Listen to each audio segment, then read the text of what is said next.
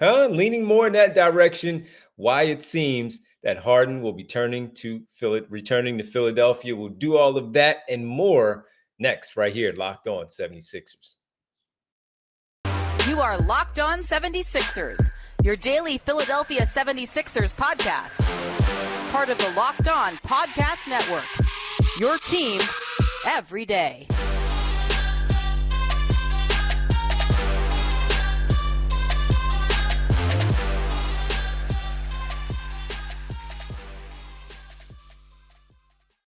Today's episode is brought to you by PrizePicks. First-time users can receive 100% instant deposit match up to $100 with the promo code Locked On. That's PrizePicks.com, promo code Locked On. What's good, D? What's happening, man? How you doing? Everything good? How was your Father's Day weekend? Happy Father's Day to you and all the great dads out there. It was good. It was good. I mean, it was good. I mean, it was fun. It was fun. I like Father's Day. It's a day to me to relax. I hope yours was great. I think we're all on the same page with that. We can all agree as dads on that. Hey, just chill. I'm just chilling. Yeah. I wish there was a game on, though. I wish it was an NBA game on.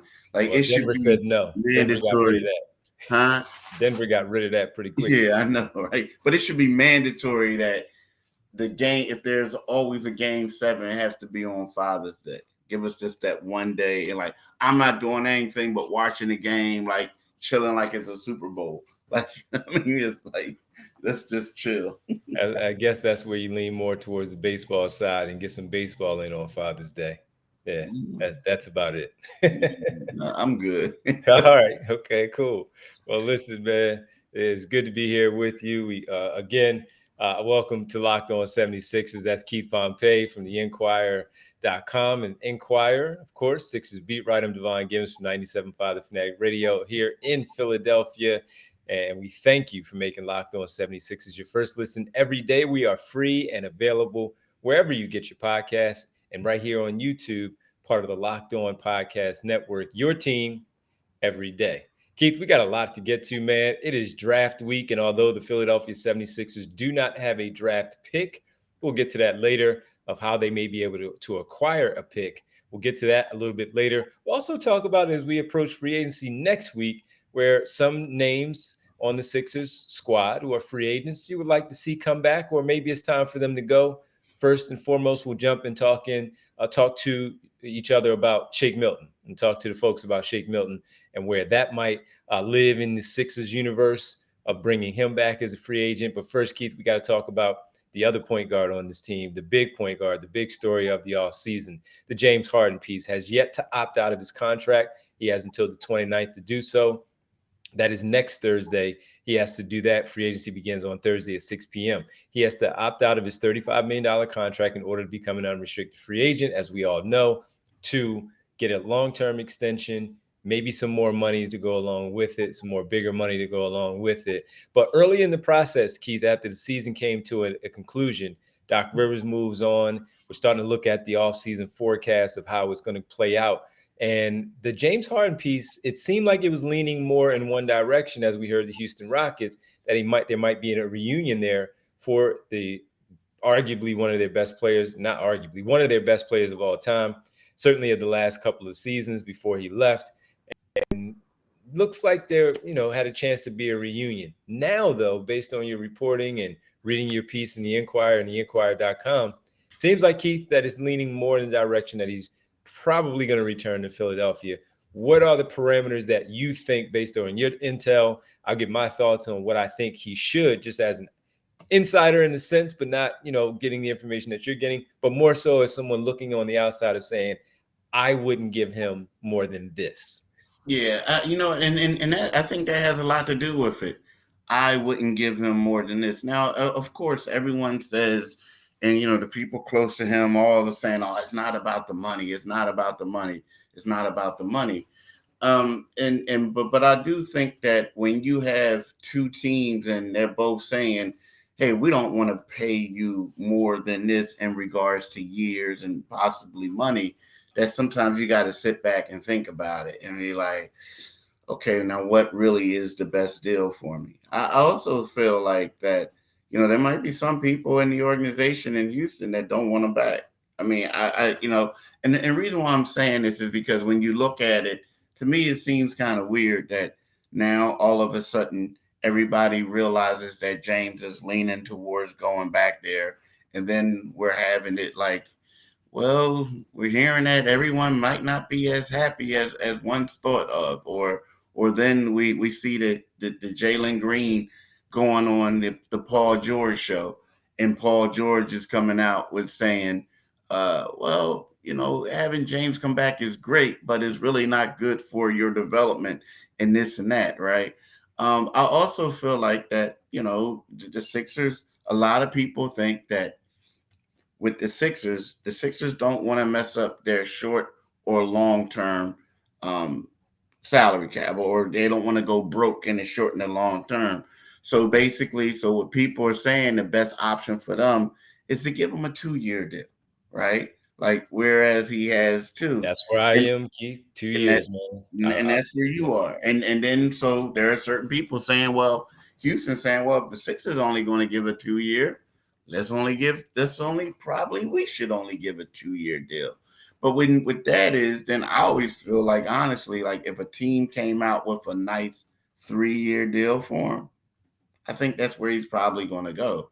You know what I mean? I do. And also, I think that Then it's one thing about the that could money. probably change, that probably also made a change is we no longer have Doc Rivers. You have Nick Nurse in there. You know what I mean? Now, again, ultimately, I'm not saying it is one of those things where there are varying levels of belief what James is going to do. There are certain people who are saying, "Oh, James is going to come back." There are certain people who are saying, we don't know." But the one thing that we do know, he's gone from being totally everybody expecting him to be out the door to now at least he's like, I got a lot to think about. Mm-hmm. You know what I mean? So when you have a lot to think about from basically be totally everybody expecting you to be gone, then it's leaning towards you might want to stay. You know what I mean? So Right. I think that it's going to come down, honestly. I think it could come down to years. I do.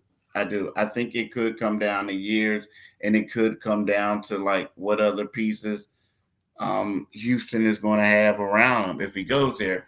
If not, I think that the fact that there's a new coach, depending on what they say his role is in Philadelphia, that he could be here. Now, if he wants somewhere where he has that freedom, so he will have more freedom in Houston, you would assume. But if it comes down to years, then we know that it was about the money. Like I hate to say, That's why I'm just sitting here shaking my head, because as soon as you said that about if somebody offers him a guaranteed 3-year deal and he goes there, especially if it's not a contender, then it was about the money.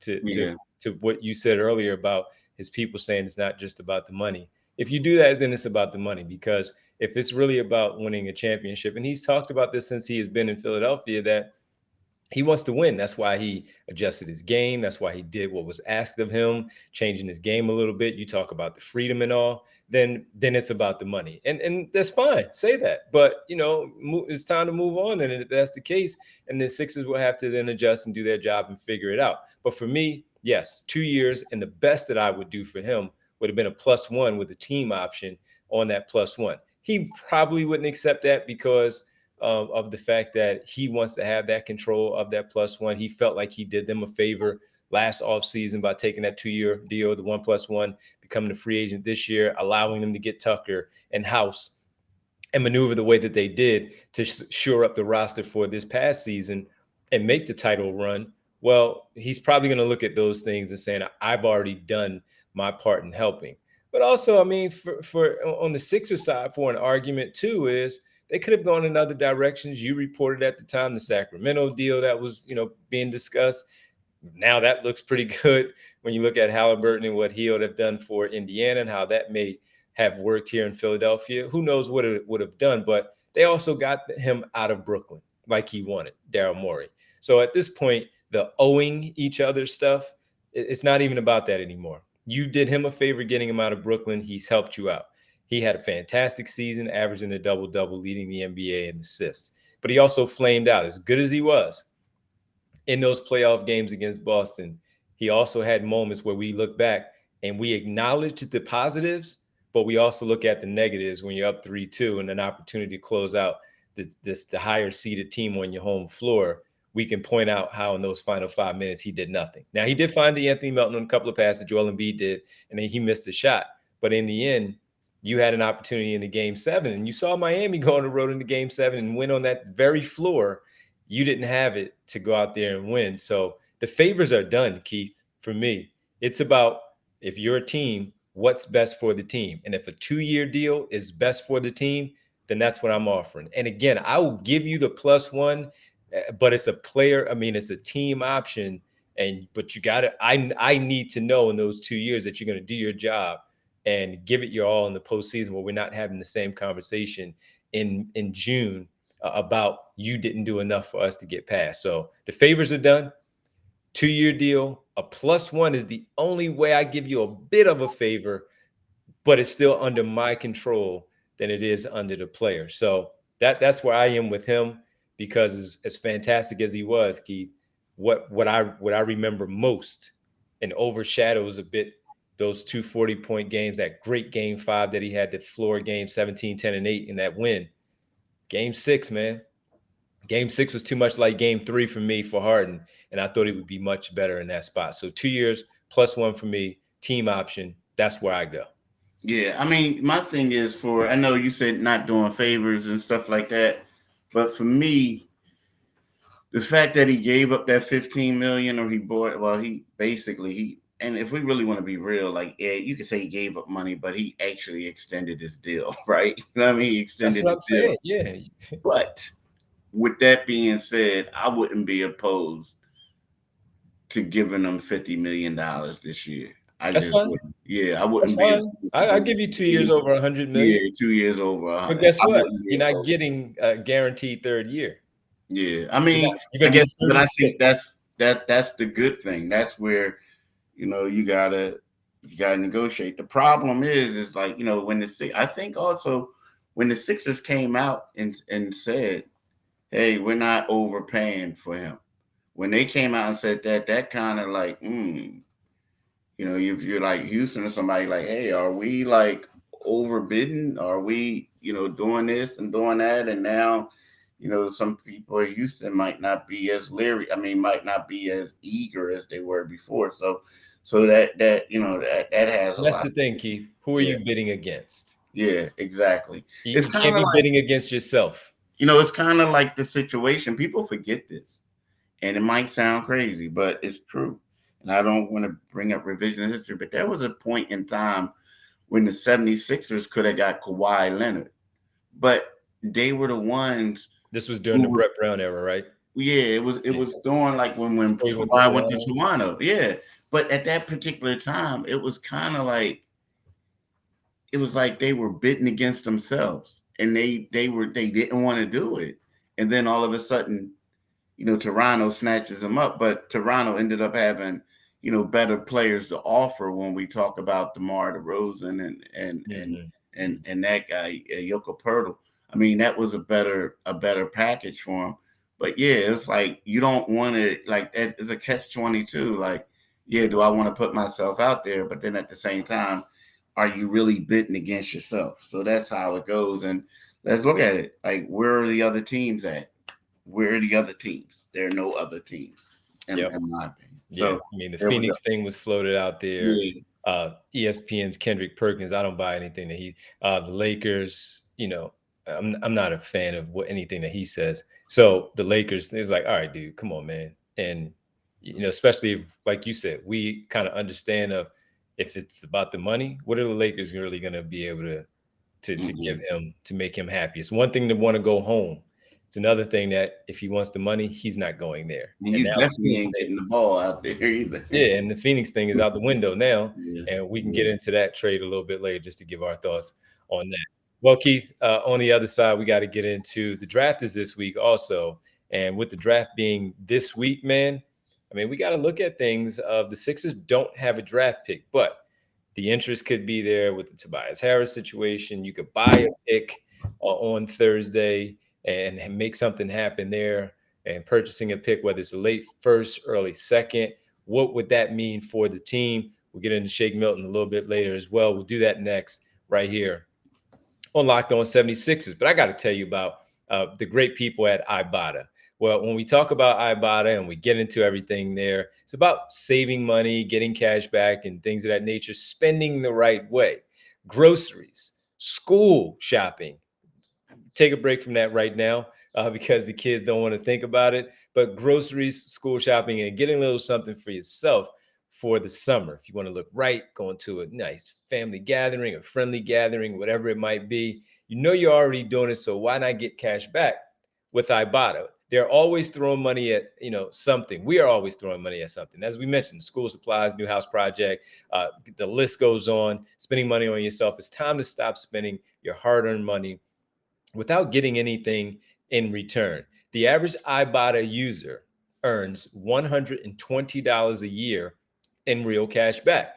That could cover the cost of an entire shopping trip, right? Or you could use your cash back to buy that flight that you've been eyeing, maybe that game you've been dying to go to, the baseball game during the summer, or the fancy dinner that you've been craving. You can do something like that. How about Ibotta giving you real cash back, not points? Other apps, they give you the points that don't really amount to much. With Ibotta, though, you get real cash back that you can cash out to your bank account, PayPal, or your gift card. So if you're like me and you're trying to make sure that you're watching all your funds and seeing how you can really creating an opportunity to get your cash back, Ibotta is the place for you. Right now, Ibotta is offering our listeners, check it out, $5 just for trying Ibotta by using the code LOCKED when you register. That's $5. You just go to the App Store or Google Play Store and download the free Ibotta app and use code LOCKED. That's Ibotta, IBOTTA, in the Google Play or App Store and use code LOCKED. Make sure you take advantage of it. We could all use that cash back. Welcome back to Locked On 76ers. Locked On's NBA mock draft special is here and is bigger than ever.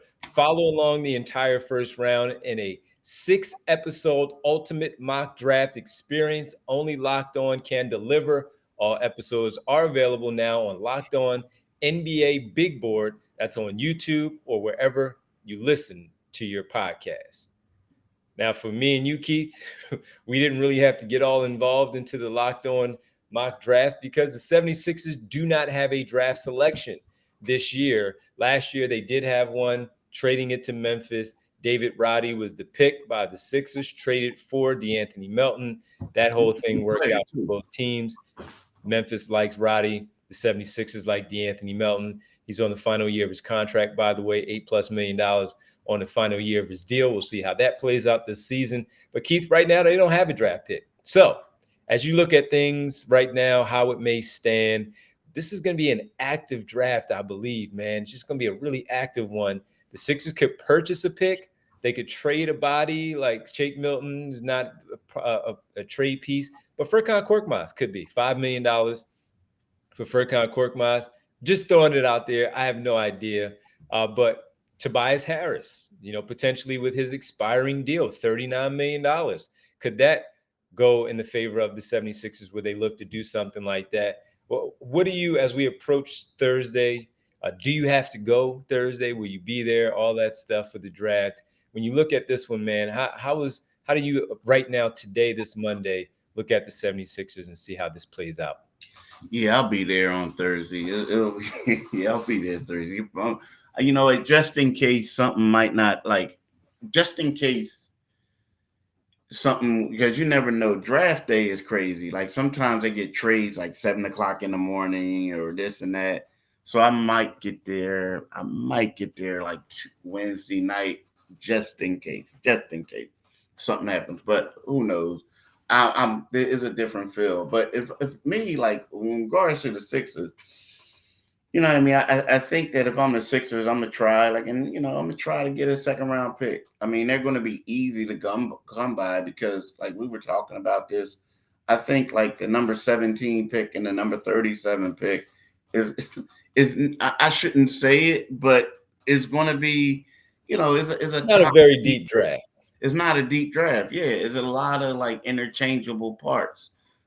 Players really that you can just go here and there. Like there are going to be certain people that people project that are going to go like in the low teens who might end up in the second round just because they're going to slide, right? And there might be some people that people project to go like late in the first round who might go in the mid first round. So it's going to be that draft.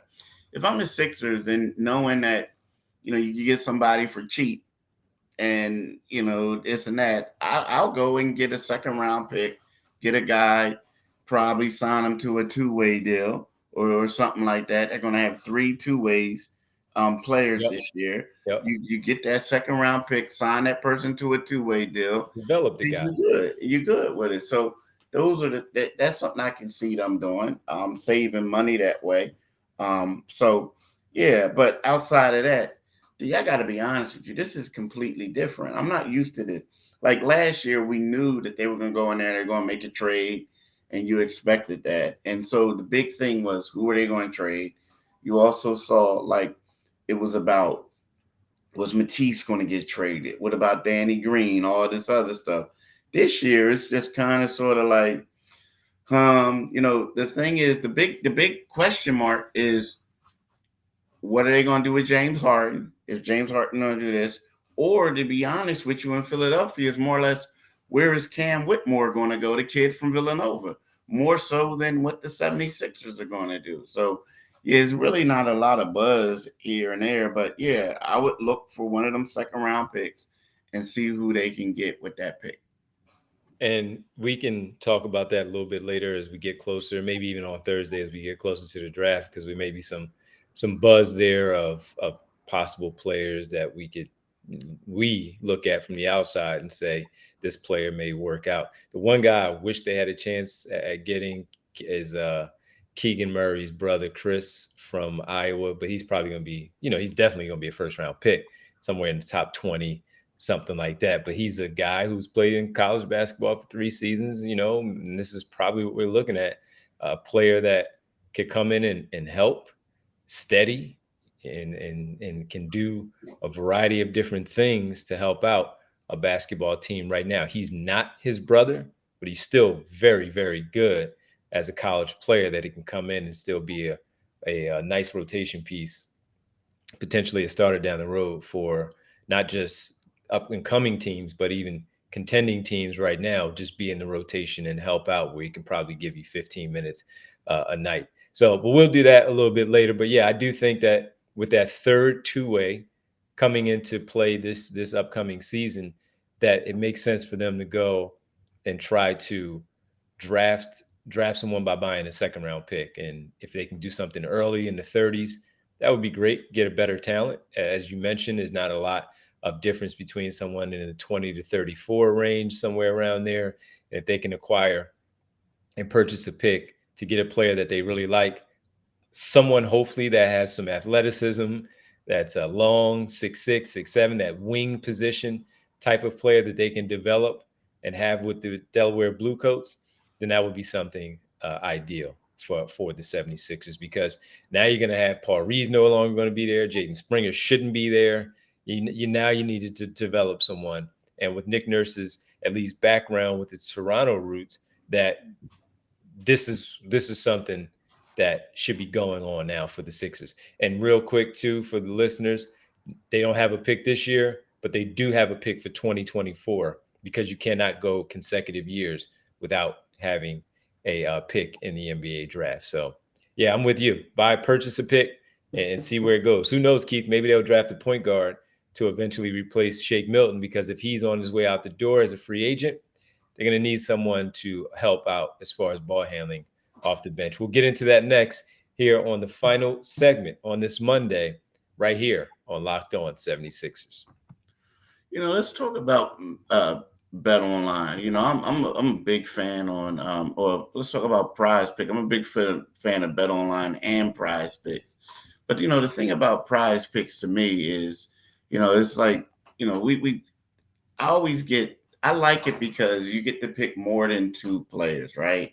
And it's always one of those things, you will pick 2 to 6, and how they score more or less on their prize pick projections will determine if you win, right? How you win. And you can win up to 25 times your money on any entry. The thing that really stands out to me is there's like no competing against other people. It's just you and the projections available. And I know we talked about it before about how, with the NBA and this and that and things you can do with it. Well, the NBA season is over with, but it's not just with the NBA. It includes the NFL, Major League Baseball, the NHL, PGA golf, college football, college basketball, women's college sports, WNBA, even esports, NASCAR, tennis, boxing, anything you want, MMA. So you can do all those things with prize picks. So that's the thing that really stands out. Entries can be made in 60 seconds or less. It's that easy. They're safe and fast withdrawals, currently operational in over 30 states and Canada. So what do? You download the PrizePicks apps or go to PrizePicks.com to sign up and play daily fantasy sports. First time users can receive 100% instant deposit match up to $100 with the promo code locked on. If you deposit $100, PrizePicks will give you 100. If you deposit 50, PrizePicks will give you $50. Don't forget to enter the promo code locked on to sign up for instant deposit up to $100. Telling you, do it today, people. Definitely do it today. Welcome back to Locked On 76ers. That's Keith Pompey, the Inquirer, Inquirer.com. I'm Devon Givens from 97.5 The Fanatic, both in Philadelphia. All right, Keith, Shake Milton, longtime 76er. He is a free agent. Last year, he was brought back on a one-year deal. This year, it seems more and more likely that this might be his final year with the Philadelphia 76ers. And for me, just to start it off before I hand things off to you, this finally, again, feels different and it feels this way. And it also, when it comes to the conversation piece about it all, I wonder if it's time for him to move on to have a better opportunity elsewhere where he'll thrive in that situation, whether it's with the up and coming team or a team that, again, is a playoff contender, but a coach that's actually going to give him an opportunity. It seems like this is the time for him to maybe move on, or he sticks around because he has yet another coach. This will be his third coach, but this time Nick Nurse, and maybe Nurse will give him a better chance than Doc Rivers did. To me, it comes down to money. Like it does. Like I think for a guy like Shake Milton, this is going to be his second contract.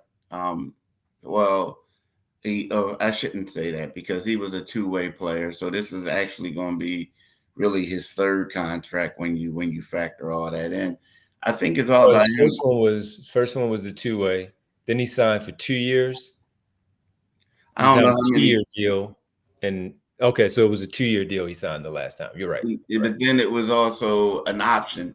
So it was one of those things. So to me, it's all about, if we're going to be real, like it's all about, you got to get paid, man. And you got to be in a situation where you feel like you're going to stick and do that. Like, the thing is, I mean, you look at TJ McConnell, like, TJ McConnell, when he left Philadelphia. Now, TJ McConnell was that guy to where he was the man in Philadelphia a little bit. He established himself, became the backup point guard.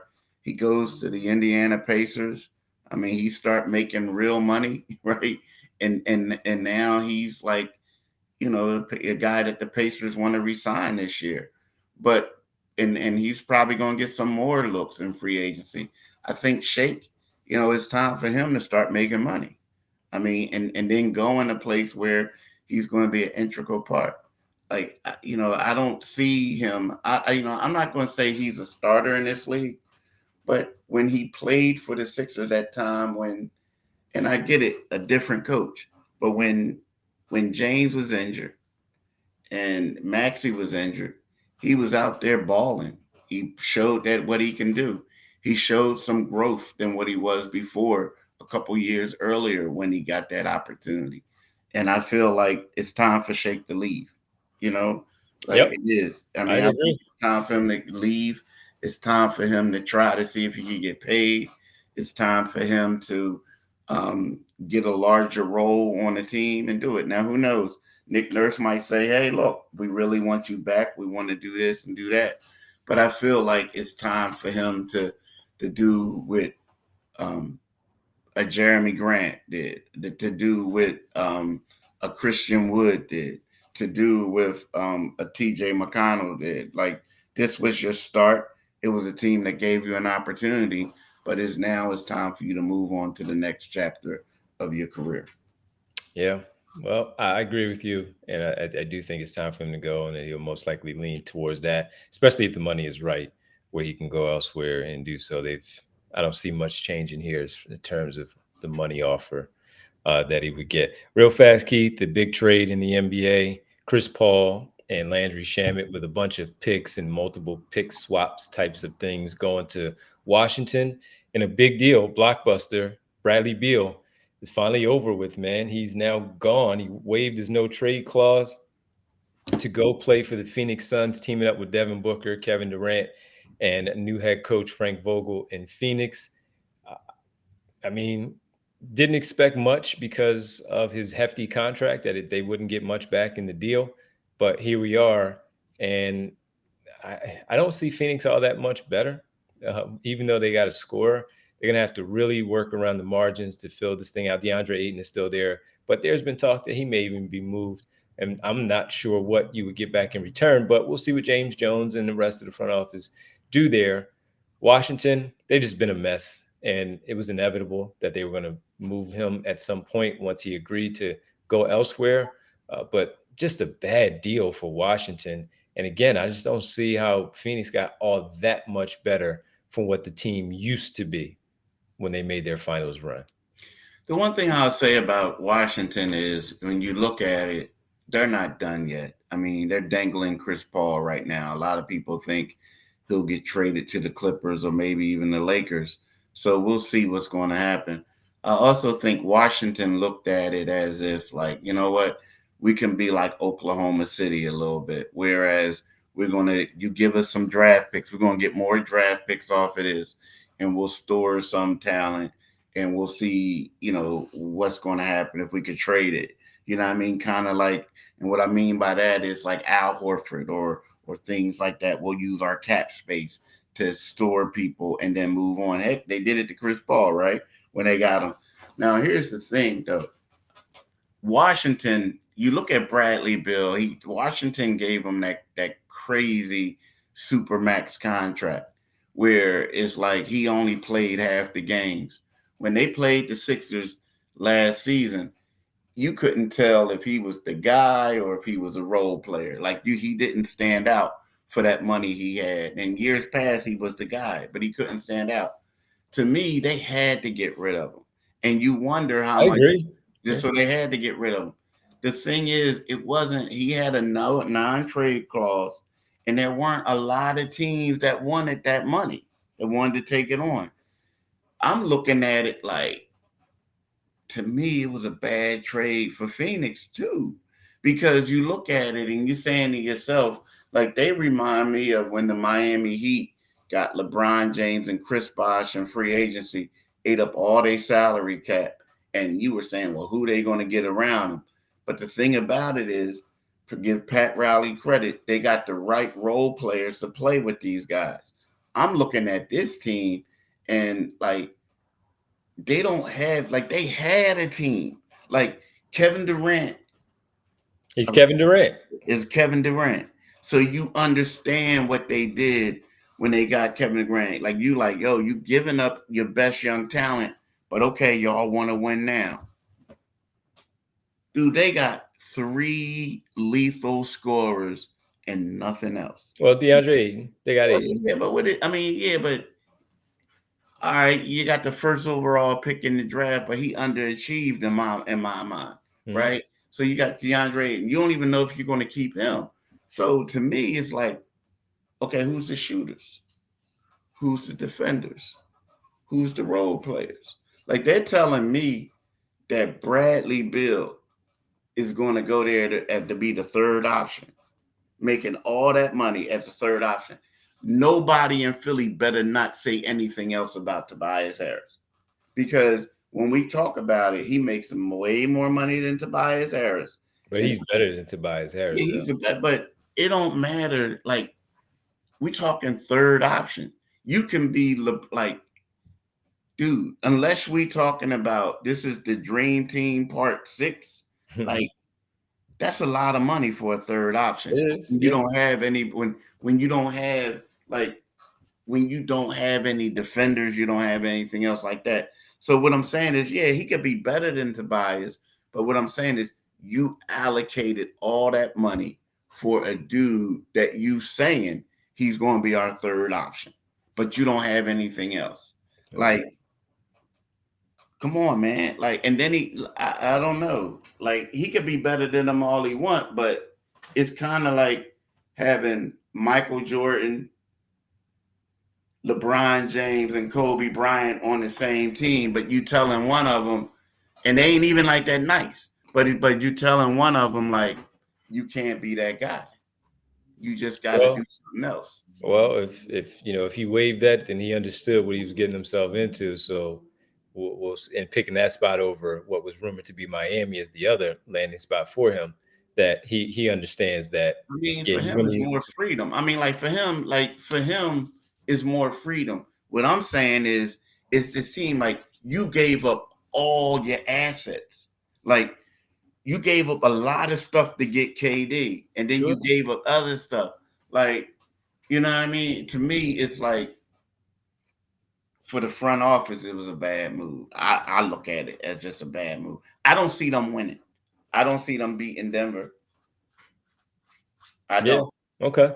And of course we need to see how the rest of the roster shapes up. But yeah, on the surface right now, it's not the best deal, but we already figured that they weren't really going to get much in return for or have to give up much to get Bradley Beal. So Sixers weren't involved with it. There was a lot of chatter last week of should they go after him? Not that they would, but should they?